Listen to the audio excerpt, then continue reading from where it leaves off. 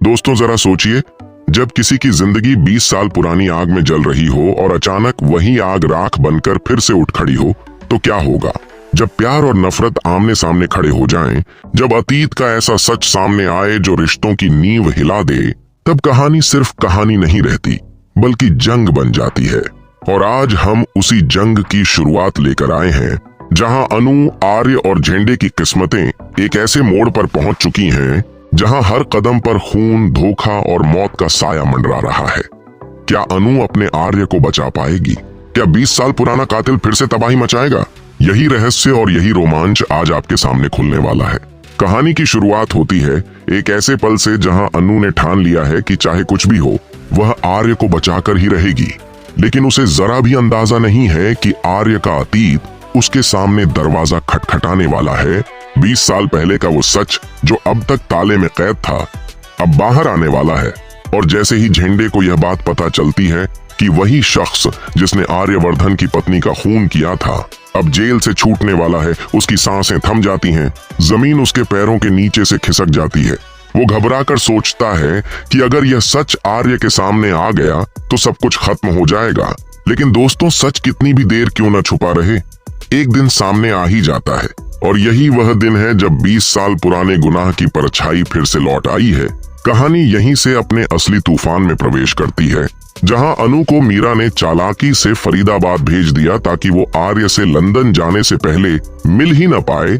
अनु मासूमियत में नील के साथ सफर कर रही होती है, लेकिन उसे अंदाजा नहीं कि यह सफर उसकी किस्मत का नक्शा बदल देगा।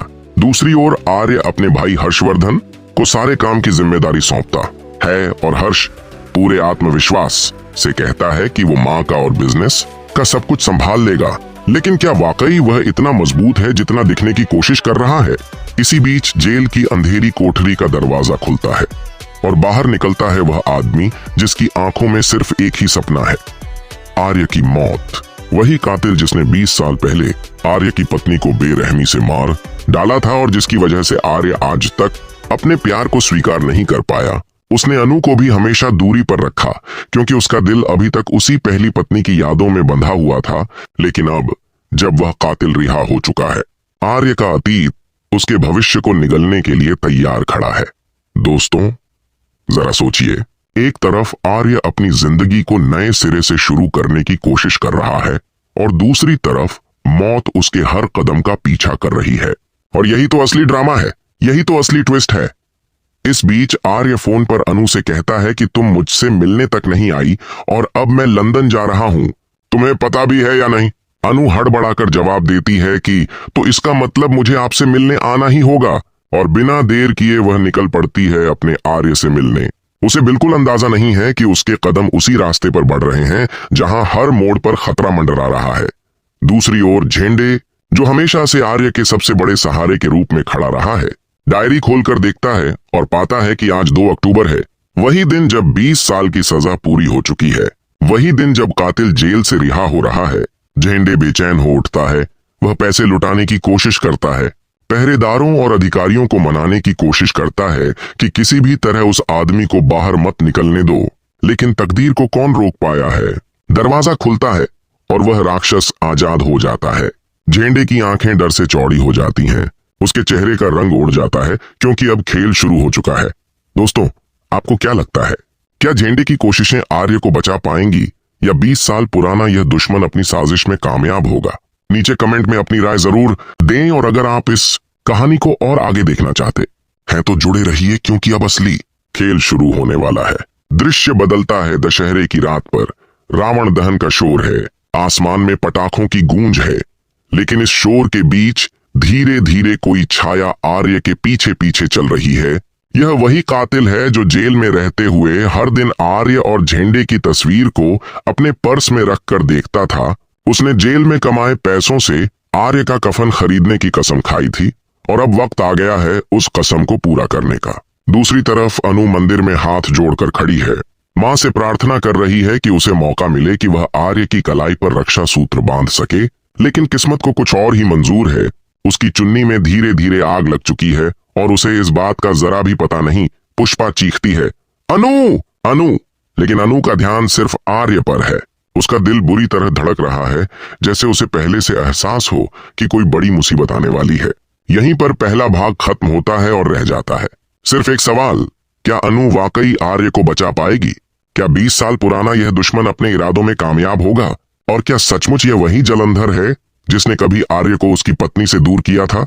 दोस्तों, इस सस्पेंस को जानने के लिए आपको अगला हिस्सा जरूर सुनना होगा, और अगर आप इस ड्रामे से जुड़े रहना चाहते हैं तो वीडियो को लाइक करें और अपने विचार कमेंट में जरूर बताएं।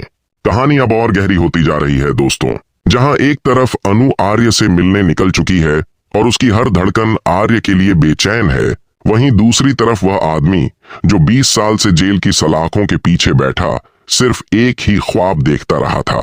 आर्य का खात्मा अब पूरी आजादी के साथ बाहर निकल चुका है। उसकी आंखों में नफरत का ऐसा ज्वालामुखी धधक रहा है जो किसी भी पल फट सकता है।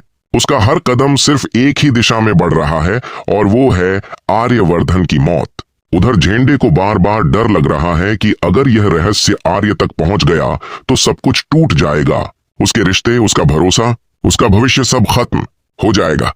लेकिन दोस्तों, सच कितनी भी बार दबाया जाए वह सामने आता ही है, और अब यह सच खून और आंसुओं से लथपथ होकर लौट आया है। मीरा और झेंडे आपस में बात करते हैं कि हर्ष को अब सारी जिम्मेदारी उठानी होगी। हर्ष आत्मविश्वास से कहता है कि वह मां को भी संभाल लेगा और बिजनेस को भी, लेकिन उसके भीतर कहीं न कहीं एक डर है।